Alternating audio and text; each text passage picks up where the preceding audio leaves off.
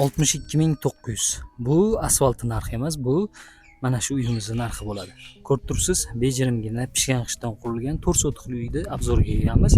Angren shahar Qorabog' mahallasida shundoqqina 4 sotixli uyga 6 ta xona chiroyli qilib qurib qo'ygan uyga obzorga kelganmiz. Ko'chalarimiz ko'rib turibsiz, asfaltlar qilib qo'yilgan, hammasi yaxshigina katta yo'limizga yaqin holatda va endi uyimiz ichkarisiga kirib ko'rsatishni boshlayman. Juda ham ko'p insonlar narxni boshida ayting degani uchun videoni boshidan 62.900 deb turib boshladim. Qani biz bundoq kirib kelishimiz bilan mana e'tibor bersangiz bo'ladi.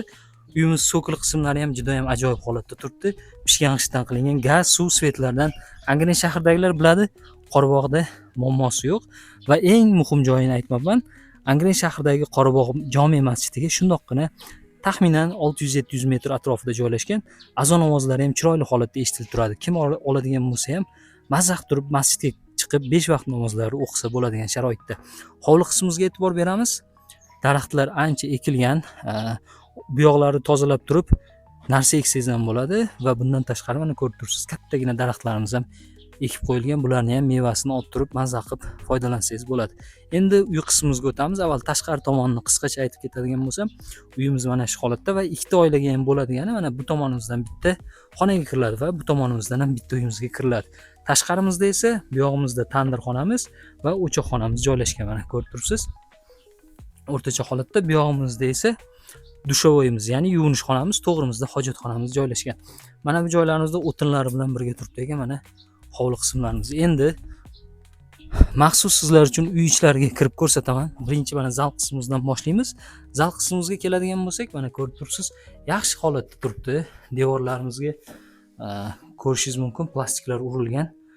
Juda ham ajoyib mehmonxonaga sifatida foydalanishyapti. Uy egalari anchagina katta holatda mana kirib turib, bemalol 20-25 kishi o'tirsa bo'ladigan holatda va bu joyimizda hozir omborxona ekan, ko'rib turibsiz. Uy egalarini ko'rpa to'shaklari turibdi. Va endi bundan chiqib turib narigi tomondagi kirish qismimizga o'tamiz. Narigi tomondagi kirish qismlarini ham bitta ko'rsatib o'taman.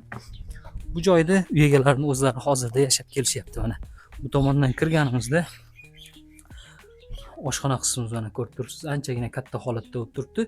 Koridor qismimiz degani va bundan o'tganimizda mana chap qo'limizda yaxshigina bitta katta xonamiz. Endi to'g'riga o'tadigan bo'lsak, bundan bu joyimizda mana jidkaboylar qilib qo'yilgan o'rtacha holatda ta'mirlari buni ham va to'g'rimizda ham bitta mana mehmonxona sifatida foydalansangiz bo'ladigan holatda. Tashqari ham shundoqqina ko'rinib turadi, mana kattagina holatda bo'lib turibdi va bundan chiqadigan bo'lsak, endi narigi xonalarni ham bitta ko'rsatib o'tamiz. Xonalarni ko'ryapsiz. Bu yoqda kichkina o'sha yotoqxona sifatida yoki bo'lmasam boshqa sifatlarda foydalansangiz bo'ladi. Yuqorilarimiz patologlarimiz qilib qo'yilgan, jidkaboy, natijnoy patologlarimiz mana chirog'imiz o'chgan ekan. Yoqib turib shundoq ko'rsatadigan bo'lsam, ko'rishingiz mumkin.